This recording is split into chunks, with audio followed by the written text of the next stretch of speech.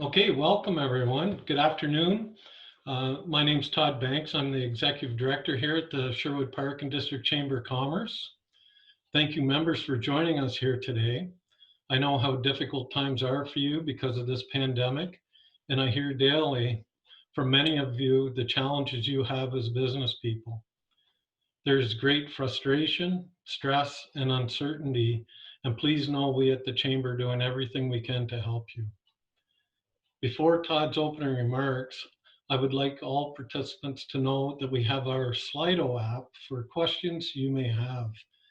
You can access this app by opening the chat window in Zoom and click on the Slido link. You can add more questions and also upvote any existing questions you may like to be asked, as we will be asking the questions that are requested the most first. I'd like to introduce our guest speaker. Todd Hirsch is the Vice President and Chief Economist for ATB Financial. He holds degrees in economics from the University of Alberta and the University of Calgary. For over 20 years, he's worked as an economist at numerous organizations, including the Canada West Foundation and the Bank of Canada. He also is the author of 3 books. His latest, Spiders in Space, Successfully Adapting to Unwanted Change, was released in 2017. Todd is a strong advocate in the arts and culture community. He is the board chair of the Calgary Arts Academy and is on the boards of the Glenbow Museum and the Alberta Ballet. Please welcome Todd, and please proceed with your opening remarks and presentation.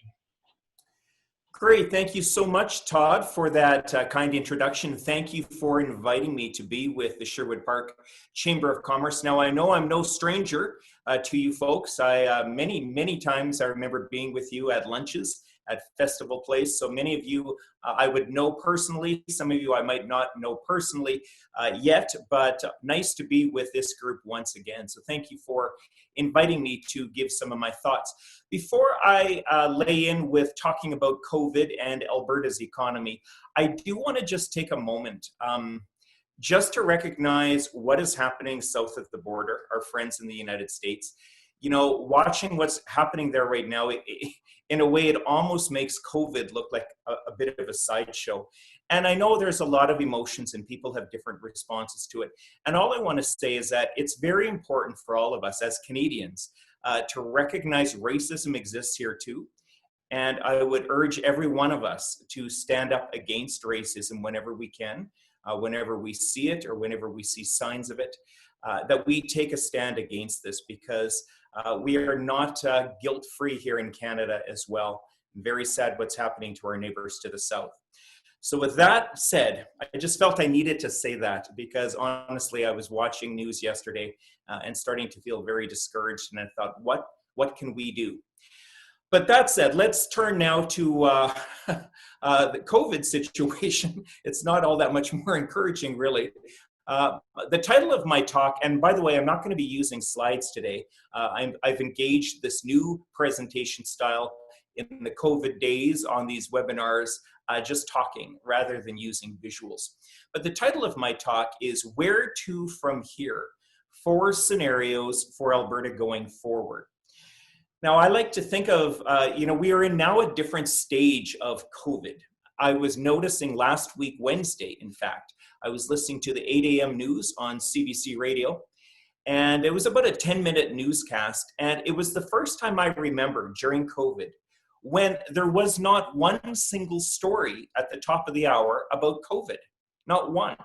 Now, clearly, COVID hasn't gone away as a news issue, but that particular newscast, they managed 10 minutes. You know, it was about the NHL reopening, and it was about the situation in Minneapolis, and something about SpaceX and NASA and a few different things.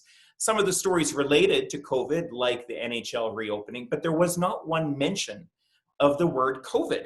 And I thought, we are now clearly in a different stage of this pandemic. We are no longer in the shock of it. That's where we would have been in March and April when everything was shutting down, and we were, minute by minute, we were watching stock markets collapsing and watching our world sort of closing in on us. But now we're in a different stage of this. COVID is not gone away, but we are in a stage that I describe as we are now living with COVID. It is no longer the only thing we can talk about, but we understand, in fact, how serious it remains and the impact on our economy. So we're in a different stage of COVID. Alberta's economy, obviously, it has been affected very, very deeply, as everywhere in the world has been. Alberta, I guess, particularly in two ways, I suppose. Not only have we experienced the hit to our economy because of the forced closure and the shutdown of businesses and events, which everyone has experienced around the world, but we've been hit doubly hard because our energy sector has also taken an enormous hit. And I don't need to explain to anybody in Sherwood Park the significance of our energy sector, but watching those oil prices, those global oil prices tank back in March and April, even that one day in late April when it went negative. I mean, we were Alice in Wonderland, through the looking glass at this point. But they have rebounded somewhat, and I'll talk a little bit more about that later. But the energy sector is in Canada, here in Alberta, where it's concentrated, that is the primary engine of our economy. And it is, of course, seeing prices that at this point are still too low to even stabilize the industry. So our economy has been hit harder, I would say, than other provinces or other places around the world. And on top of all of that, we came into the COVID crisis as a province already impaired. In other words, we were not in good shape. I was talking with a fellow economist from British Columbia. We're going to be doing a webinar on Thursday, and we were comparing notes.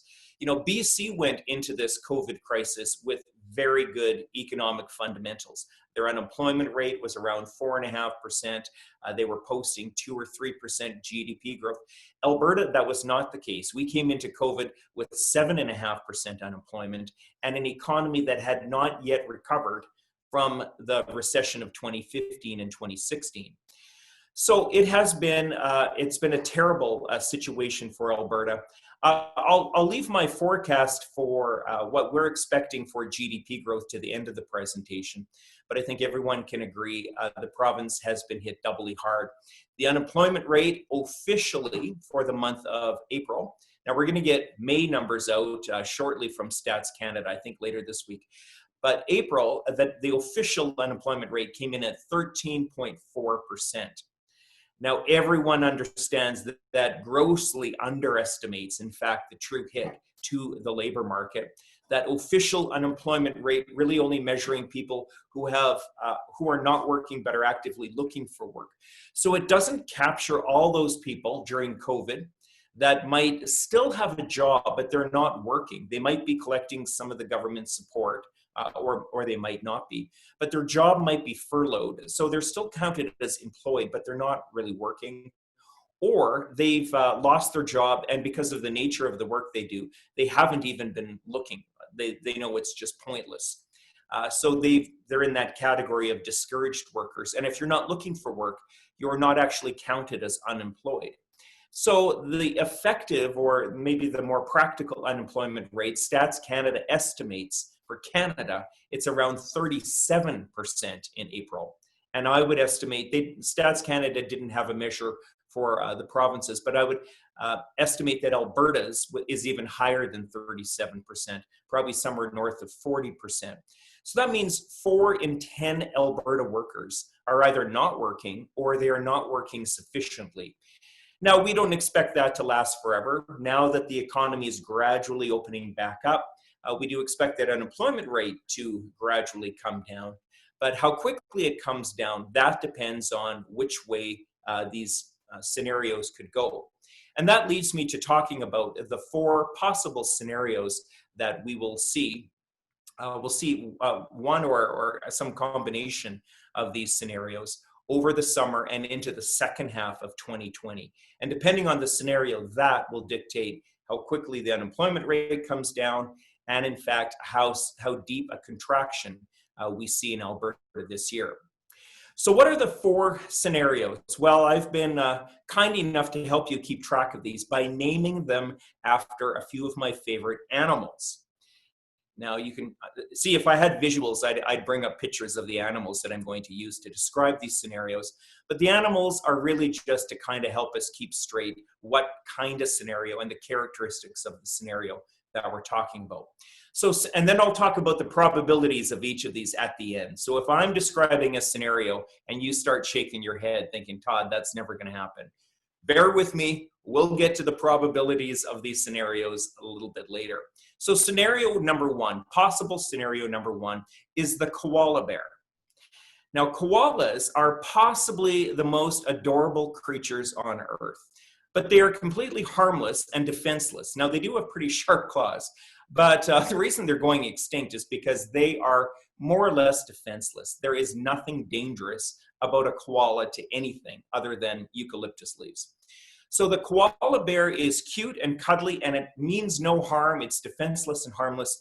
For our economy, that scenario would look like a scenario, or would be Albertans take no precautions against a second wave of the virus. And in fact, the whole thing turns out to be benign. In other words, this is all much ado about nothing. The second wave doesn't even materialize. Our economy opens back up. We don't take precautions. We open up maybe quite quickly over the summer months. And in fact, that turns out to be the right thing to do because the coronavirus sort of goes away. Now, there is actually a precedent for this. The Sars virus, back in 2002, 2003, it was not as global as COVID-19 is for sure, but it was a similar kind of respiratory virus. It was also a coronavirus. And that one mysteriously just kind of died out and went away. And the epidemiologists are still kind of trying to figure out how that happened. But it's possible that this could happen with COVID-19, that we approach the reopening with very little fear or trepidation. We kind of go into it full throttle. And in fact, that's the right thing to do. The economy opens back up, and we don't really see too much of a contraction in 2020 at all. So that's scenario number one, the koala bear.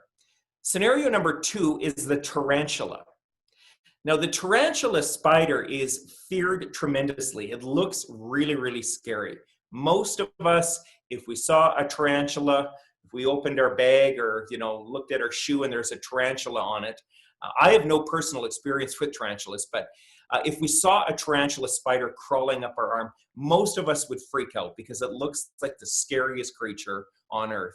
But in fact, the tarantula is harmless. It has a very, very mild bite and a very, very mild toxin to it, or venom, but it's essentially harmless. You could not be killed or injured by a tarantula spider. And in fact, the tarantula I learned all this from Google. You learn everything from Google. The tarantula got its dangerous reputation from Hollywood because if the movie script called for a spider in the scene, they would use a tarantula, specifically because it's big, it's scary looking, but it's harmless to the actors. No one is going to get hurt by this spider. So because of Hollywood and the depictions of dangerous spiders and the tarantula always playing that role, we have it in our head that tarantulas are dangerous. So for the economy, the tarantula scenario would be that we take all these precautions. We're very, very hesitant in opening the economy. We keep things shut down for longer, especially those big events like concerts and festivals and sporting events and conferences. We keep those locked down till well into 2021. We take all of the precautions, but in fact, the tarantula turns out to be harmless. The second wave of COVID-19 does not materialize. And in fact, we end up being overly cautious, maybe more cautious than we needed to be. So that's scenario number two. Scenario number three is the grizzly bear. Now, most of us living in Western Canada, I've never encountered a grizzly bear, but we're well aware of them. These are very, very dangerous animals, but only in the right conditions are they dangerous. If you were a hiker and you happen upon a grizzly bear, and if you do what you're instructed to do, which is drop everything and very calmly back away from the bear, you are most likely going to survive. The only thing that would cause the bear to attack you is if you're in the path between it and the cub, or if in fact the bear feels threatened. So there is a potential, that the bear could still charge. But if you back away very, very cautiously, in fact, chances are very good that the bear will just kind of be confused, probably more afraid of you, and will scamper off into the trees. Now, for the economy, the COVID-19 scenario that is the grizzly bear is that we do take all of the precautions that we're supposed to take. We follow all of the social distancing. We're very hesitant in reopening the economy. We do everything right. And in fact, a very dangerous economic collapse, we avoid the worst case scenario.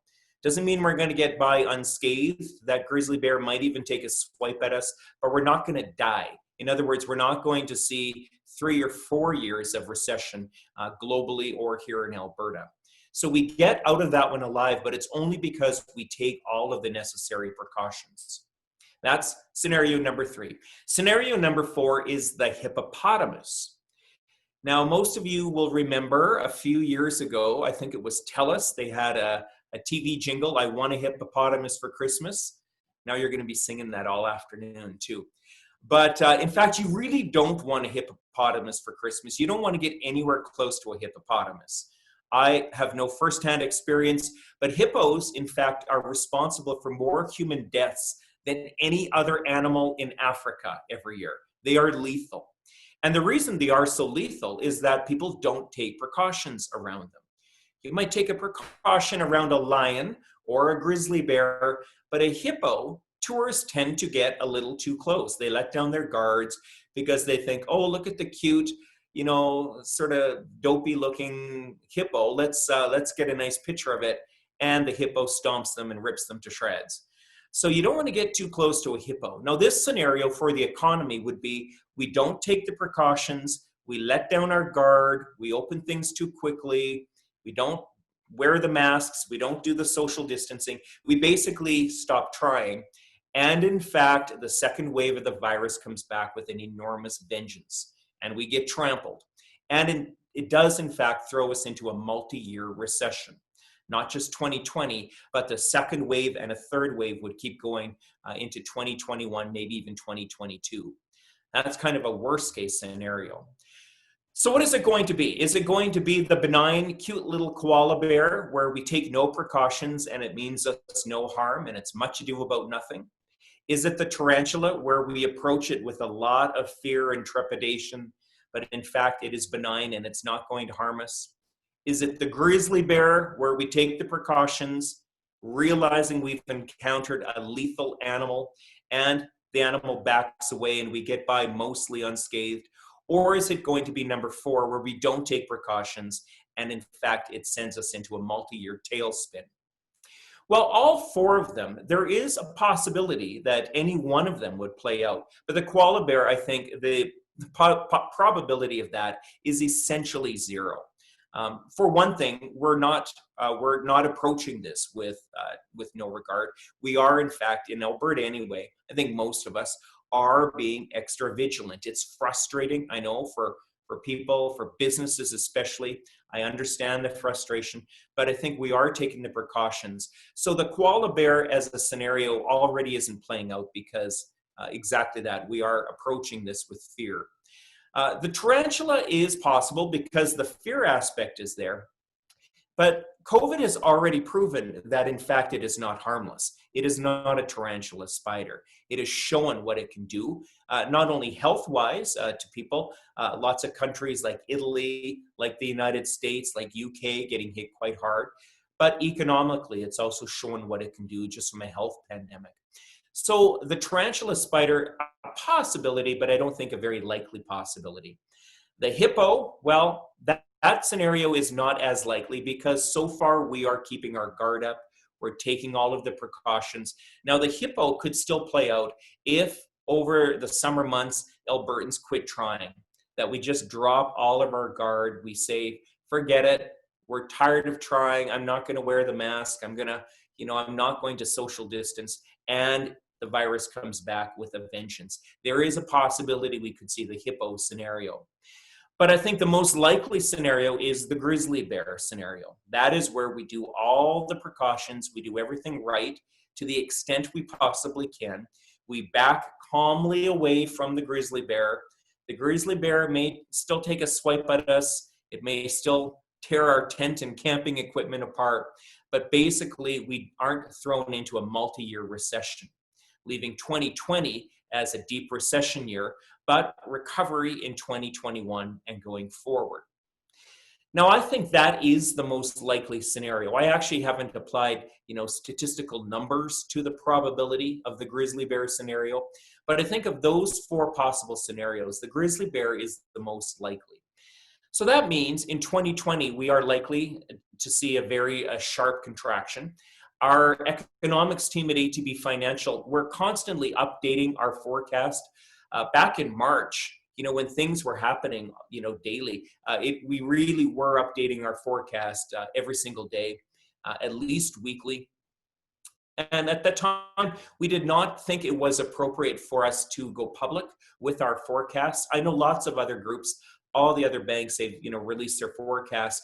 The problem is, and I don't want to sound too critical of them, but I just don't feel it's very helpful for Albertans if we released a forecast on March 15, and then 3 times over the next month or so, we have to revise it downward.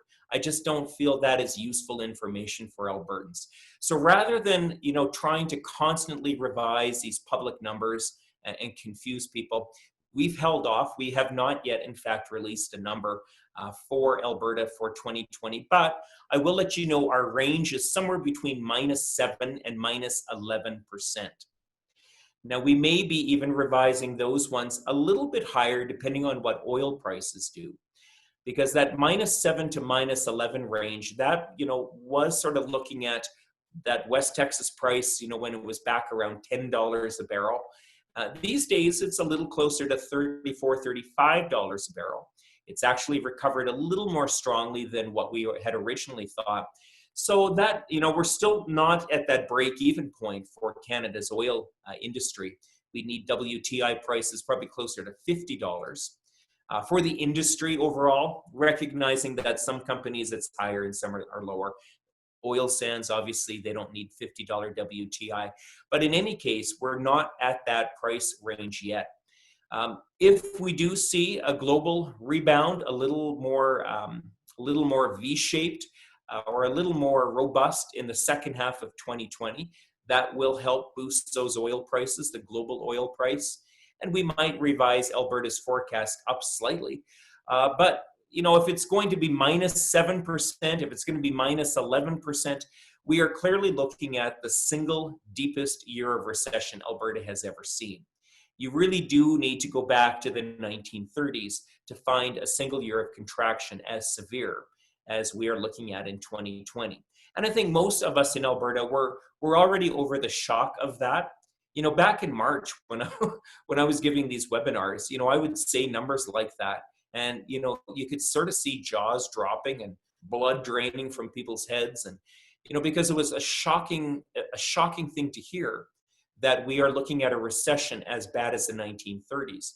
Now that we're into June, it's still going to be as severe a recession, but people are already sort of wrapping their heads around it. It's not as shocking to hear that anymore. Lots of reasons why I don't think it's going to feel as bad as the 1930s. And the primary reason for that is because governments and central banks have been, around the world, they've been very quick to respond with massive relief programs, keeping the banking system, the financial system, keeping liquidity in that system so you don't see runs on the banks. That's exactly in contrast to what happened in the 1930s. Back when the stock market crashed in 1929 and 1930, tipped into recession, the way governments and central banks responded at the time was by actually pulling back spending. Governments felt the best thing they could do to support the economy was balance their own budget. So it was austerity. They actually pulled back on spending, which everyone now recognizes. They didn't see it at the time, but it really made that Great Depression go on much longer and much deeper than it needed to go on. So with better information on how these things work now and better knowledge, governments have responded very quickly with stimulus. Yes, we can maybe in the question and answer time, there is big concern, how are we going to pay for all this? Are taxes going to go up? Is public debt going to go up? So we can get into that. And there are serious questions that will be left for another year. But at the moment, it is important that governments have responded with making sure the economy is stable, making sure people have money to pay bills and businesses can try to stay afloat, and that central banks have responded with massive liquidity to keep financial systems operating smoothly. So we're not seeing the panic runs on banks, even that we saw in 2008 and 2009.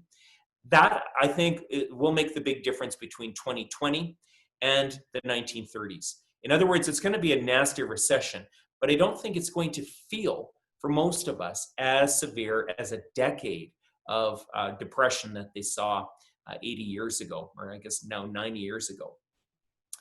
So with that, I think I will, so our forecast somewhere between -7 and -11%. Oh, and then in 2021, this is where the grizzly bear scenario plays out. We don't get stomped to death by the hippopotamus. In fact, we do see some rebound in our economy next year, probably in the range of maybe 2%. That is contingent on those oil prices, sort of eking their way back up to $50 a barrel. I don't believe, I know another forecasting group is, they're seeing a 6 or 7% drop this year, followed by a 6 or 7% gain next year. I find it hard to believe in any kind of scenario that we're going to see 6 or 7% growth next year. We might, but given the weakness in the economy, how many Albertans have already been felt their own budgets? They've had to dip into savings. Are people going to go back to stores and restaurants and concerts as quickly? It's a big question mark. We might, but my guess is that a gradual reopening of the economy in 2020 is going to leave feeble growth in 2021, not a robust snapback to where we started this year. So a big recession this year, that's the grizzly bear that we run into, but we get out of this unscathed with some modest growth next year, and then resuming after that. So with that, I've talked on, I think, long enough. Todd, maybe I'll turn it back over to you, and if you want to maybe moderate some questions or however you want to do that. Perfect. Thank you, Todd. That was very informative. So we do have questions on our Slido app. If people want to ask more, you can open up the chat window and click on the Slido and ask another question. Todd, our first question, what sectors will recover more quickly and what sectors may take more time in your opinion? Yeah, that's a fantastic question. Well, there are some areas of opportunity, so maybe I'll focus on those, because anytime you see a change, that means there's going to be winners and losers. But I do see a few areas where I think Alberta businesses will actually pick up some activity. One is in technology, so information and communication technology, exactly what we're doing on this webinar. I think not just Albertans, but most of us are making better use of IT. We're using it in ways we haven't done before. After COVID is over, I think most of us will be happy at some point to get back into an office, to be around each other, to see each other in person, absolutely. But I also think that now that we've learned how to use IT in ways that we weren't using it before, I think that will create some opportunities in our technology sector, both in terms of products, but also service around ICT. Another is healthcare technology, sort of similar related to it, but healthcare technology and healthcare manufacturing.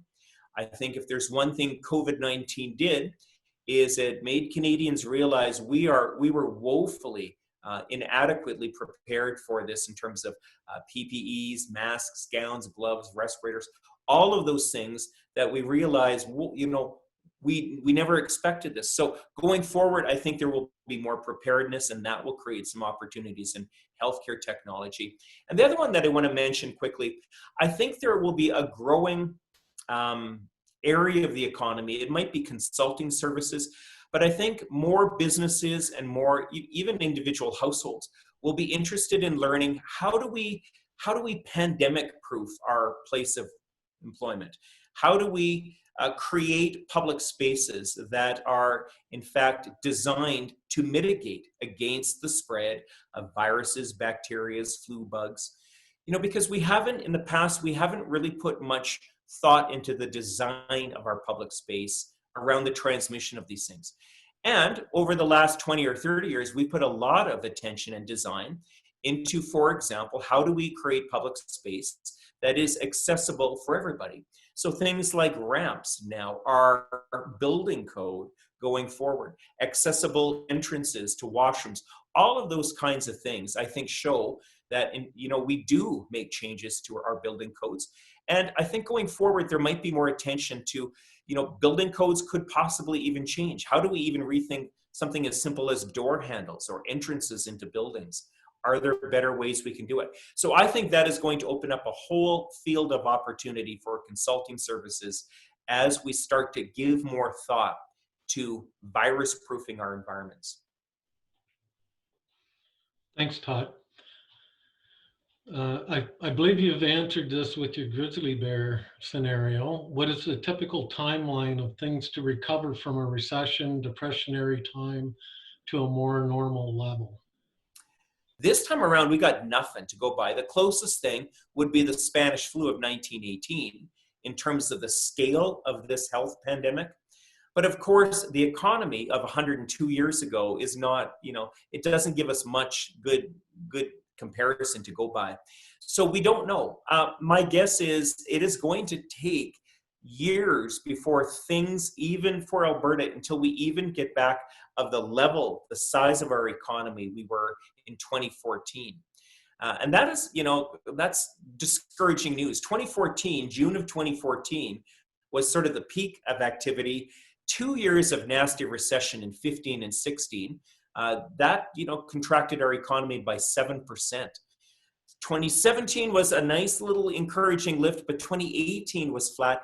2019, we found out yesterday, in fact, Alberta dipped back into recession. So 2019, we lost 0.6%. Now 2020, we're going to lose, somewhere around 7 or 8 or 9%. That means that even if we start to recover with growth of 2% next year, it's not going to be until the year 2025 that, in fact, our economy recovers to where it was in 2014. This is the shocking reality for Albertans. So it's not just a matter of, we need growth, but we need to get the economy back to where it was in terms of its size. So I don't know if that's answered the question, but I would brace all of us for, not just a nasty recession this year, but for it feeling recessionary until, probably the year 2025. Perfect, thank you. How sustainable are the financial supports being provided by the federal government in the long term? They are sustainable. And I know there's that's the number one question I get these days is, how are we going to pay for this? And, are we going to go bankrupt as a country? The good news is, and I'm not one, I'm certainly not a person that, says public debt doesn't matter, because it absolutely does matter. But what we're seeing, the massive spending that we're seeing in 2020, we do not expect to repeat itself in 2021 or going forward. So it's not a structural deficit problem we have. It's a one-time massive spending problem or a spending situation. It's not good, but I'm not panicked about it, because once 2020 is over, those programs and all that spending relief comes down, and we basically go back to a deficit that we were seeing otherwise in 2020. We still have a structural deficit. Ottawa had not yet managed to balance its books, but it was getting, in the grand scheme, it was getting pretty close. The analogy I love to use here is, somebody struggling with weight loss. And please understand me, I'm not trying to minimize weight loss, because I know it's a serious issue for a lot of people. So I'm not making light of it at all. But I think the metaphor is perfect. So most of us, we would be able, at Christmas time, we'd be able to put on, maybe 10 or 20 pounds without dying. Now, you might want to have a strategy. Okay, how do I lose that 10 or 20 pounds? You can either diet or exercise, or you can buy bigger clothes. It's not the proper thing to do. But most of us would not, if we were to gain 20 pounds, it wouldn't be lethal. If we gained 100 pounds, it might be. So that's where I would describe Ottawa, and the debt it's taking on. It is significant. But Canada, we are still federally, we are still one of the better of the G8 countries in terms of debt to GDP ratio. So we can manage to take on that debt, even though it's going to make us a bit unhealthier, but we can manage to take that on without risking bankruptcy of our federal government. Thanks, Todd. You had mentioned a $50 barrel of oil potentially in coming up next year. But what is your outlook on oil and gas and the Alberta energy economy itself? Yeah, this is the hardest question to answer, because the global, everyone on the call understands, particularly oil, it's a global commodity. And those prices are influenced by so many things going on around the world. Everything from whatever mood Saudi Arabia is in on any given day, to storage capacity in the United States, to how much we're going to go back flying on airlines once they, start to reopen. A lot of question marks there. So there's supply, demand, and storage. And if you can identify where all of these pieces sort of play out, right now, I'm not an energy economist, but I try to listen to all the energy economists that I can. And there's not a lot of consensus, other than the fact that none of them are really expecting a V-shaped recovery in the global economy in the second half of this year. So if we sort of set aside the possibility of a V-shaped recovery, and now it's going to be maybe a lowercase V, where it's maybe a sharp rebound in summer, but then it kind of peters off, or U-shape or L-shape or whatever letter you want to use. That means that oil probably does not get back into the range that Alberta's producers need it to get back into. Probably not until the end of this year, or maybe even into early 2021. I hope I'm wrong on that. So far, oil prices have gone from $10 to $35 in the last month, and that's encouraging. But we don't know. Is it going to stall out? Is Saudi Arabia going to flood the market again? Are we going to see global demand going back up? In other words, do we all just start driving our cars and flying planes as much as we used to? I'm not convinced we will, especially the aviation. I think that industry, we might go back driving our cars, but I think global aviation, this is probably in for a 2 or 3 year recovery period. So I'm not convinced we're going to see oil demand snap back to where it was. And therefore, I'm not convinced we're going to see $50 or $60 oil on a sustained basis, probably not even until the end of the year. That's my guess. I hope I'm wrong. Thank you for that. Will COVID have long-term impacts on consumer interests in local versus international sourced goods and services? And will this change supply chains? I think so. That was one of the points I made in a previous webinars that I was doing back in April or May.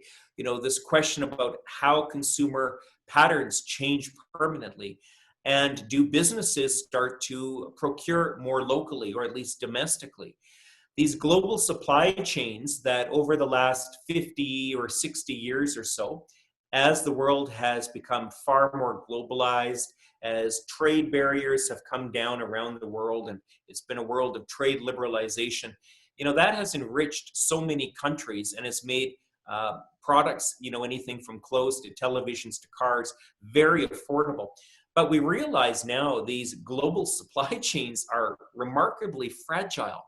And when there is a problem, be it a political one, like the trade dispute between China and the United States, which already had been a problem, or, a pandemic one like COVID-19, and suddenly you can't get the widget or the component or whatever it is.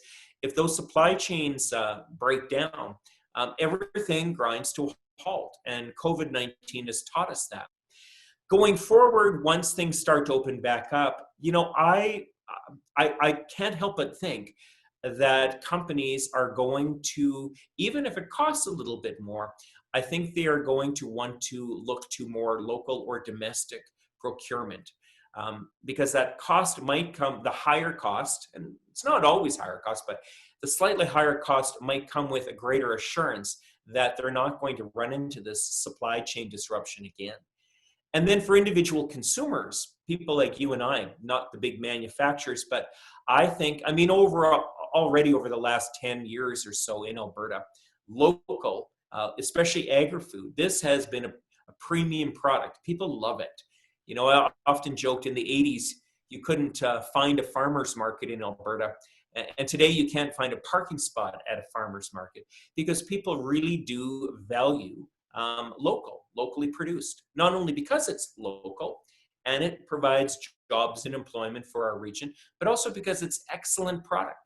And I think coming out of COVID, we'll see an even greater, pardon the pun, but an even greater appetite for locally produced goods, especially agri-foods. And I think that will be a positive area of growth. Okay, thank you. The provincial government support during COVID-19 pandemic has primarily been directed at oil and gas companies. How has this support benefited individual Albertans? Next question. Well, you know, I have a lot of sympathy actually for any government right now, be it Alberta's provincial one or the federal one, or, you know, because they're really like, how do you respond to something like this? Looking back on it, it will be easy to say, well, shoulda, coulda, woulda. But in the immediate crisis that played out, you know, supporting the energy sector was something that the provincial government identified as a priority. But, you know, I'm now starting to see, I think Minister Taves yesterday in a speech, they are starting to, as a government, I think, broaden their scope, saying, guys, we can't just do the double down on oil and gas. It's important. We have to keep our eye on that for sure. But they're now talking greater diversity. And I'm encouraged, I have to admit, I'm encouraged by that, you know, because they mentioned petrochemicals, which I know is hugely important to the Alberta's heartland. But they mentioned tourism, they mentioned agri-food, and they mentioned technology. So if their response right off the bat maybe was, could have been tweaked a little bit, we'll maybe give them a mulligan. But now I'm happy that they're at least starting to talk more broadly about diversifying the economy and paying attention to these other sectors as well. Yeah, thank you, Todd. The next question was just answered by you, which was other industries that could be supported. So thank you for that. That's all the questions we have on Slido, but I would like to touch a little bit on the 40% unemployment that Statistics Canada kind of feels we have here in Alberta. How do we lower that? As an economist, there's got to be a few areas that you would have that are go-to points to get that 40% down. Yeah, well, I guess the most obvious way, and it will be the biggest way, is allowing businesses to start to reopen. So remember that 40% estimate, that was for April. April was really my guess is the absolute pit. That's when everything was locked down. So in May, we started to see some businesses start to reopen. You know, unfortunately, Calgary, we had to wait an extra 10 days, and you lucky dogs up there. But, you know, through May, we started to see some reopening, very cautiously, of course. We're backing away from the grizzly bear. My guess is June, we'll see more businesses reopen. And as those businesses reopen, that 40% unemployment rate will come down. Because a lot in that 40%, it's not that they work in an industry where there are no jobs. It's just that business has been forced to close.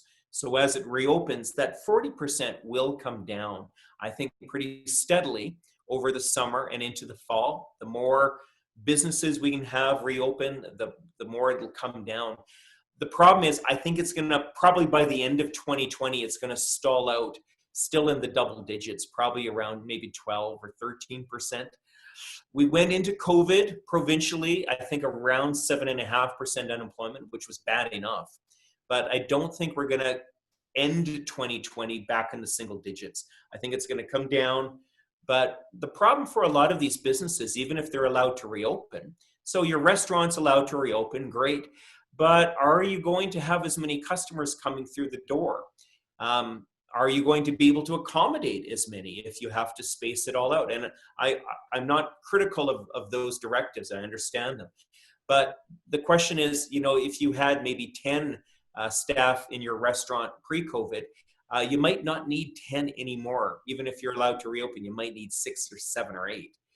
So that's why I'm expecting the unemployment rate to come down steadily, but I don't think it's going to get back to where it started pre-COVID by the end of the year.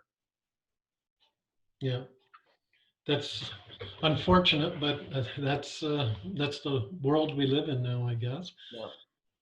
Yeah. Online purchases, they've picked up dramatically over the last few months because of lockdowns and all the precautions taken at this time.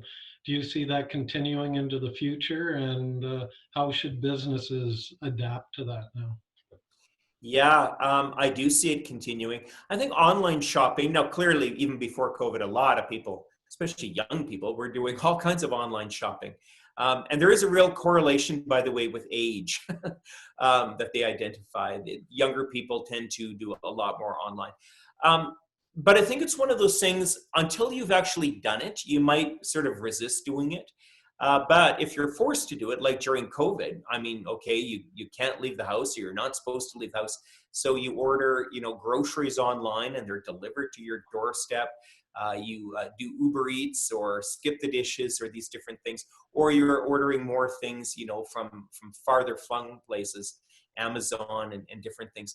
Once you start to do it, you realize, well, actually, this isn't so hard after all. I don't know why I was ever so hesitant to do this. And after COVID, I think we're all going to be happy to go back to stores and restaurants. But I also think that once you've done something a few times, like order online, it takes a little bit of the mystery and fear out of it. And I do think going forward, we will see more shopping online. Now, I hope this isn't the doomsday scenario for local businesses, that Amazon does just not swallow us whole, because that could happen. My hope is that local businesses, and you're already seeing this with the local restaurants, that they also embrace online and that they support or they provide delivery. So you can still shop local, but do it online. Online does not have to mean Amazon. And I'm not, well, maybe I am bashing Amazon a little bit, I don't know. But I think most people understand we need to support our local businesses, but local businesses also need to be providing some online services to do that. Perfect. Thank you very much. I think that is all the questions we have right now. I'm wondering if you have some closing remarks. Well, I do. I love closing on talking about a book that I'm reading at the moment. It's called, the book is called The Third Pillar, and the subtitle is How Markets and Government Leave Community Behind. And this is a book written by an economist. I forget it, Dr. Rajan. He used to be the head of the IMF. He's an economics prof from the University of Chicago. He used to be the head of the India's central bank. So this is an economist through and through. But he wrote a very interesting book in 2019 talking about how society, if it's going to function, there's 3 pillars, or maybe to use the metaphor, 3 legs of the stool. One is the market, capitalism. And he says, we better not bash that too much, because that is an essential pillar to our society and how it functions. The problem is when capitalism becomes over dominant, when in fact people look to the market to solve too many problems. I think COVID is an exact, the market and capitalist systems are not going to solve COVID, but the market is still very important. Then he talks about the second pillar being government. That too is essential. We don't want to bash it too hard, because our whole society, and in fact our whole capitalist system, requires laws and rules and regulations that keep the system operating. The problem is when government becomes too dominant, like we've seen in communist countries, for example, bad things happen there too. But he talks about the third pillar, which is the one that perhaps has been neglected, at least in North America over the last 100 years. There's always been this push and pull. Is it more market or more government? And always the focus on those two pillars, but he really makes a good case that community is the third pillar. It will, and I think, you know, I'd love to be able to interview this author now that COVID has happened, because this book was released in 2019. So it's still very recent, but is COVID going to change the way our communities function? Is COVID, and here's my hope, is COVID going to give each of us a renewed sense of the importance of community? And when I say community, I mean that can be a geographic neighborhood where you live. It can be a business community. But coming out of COVID, I hope each of us realize the market is important, but it has limitations. Government is important, but it can't solve all problems either. And there is an increasing role for community to solve some of these problems. And without getting into the weeds too much on it, I think long-term care for elderly Canadians, I mean, this is a crisis. And I think that's something that would be right for, could this be solved by community rather than the market or by government? So if you're looking for any summertime reading or any COVID lockdown reading, I would recommend it. It's called The Third Pillar. It's a big slug of a book, but you can kind of move around and jump around different sections. He invites you to do that. So you don't have to read the entire thing in order, but it's called The Third Pillar. Check it out. Perfect. Thank you for that tip, and thank you for today's presentation. I'd like to thank the members today for attending. It's very difficult times, and I know your time's valuable at this time, and to spend an hour with Todd and the Chamber of Commerce, we appreciate that greatly. Know that we're here to help you out. Todd, I want to thank you so much. It's I know how busy you are.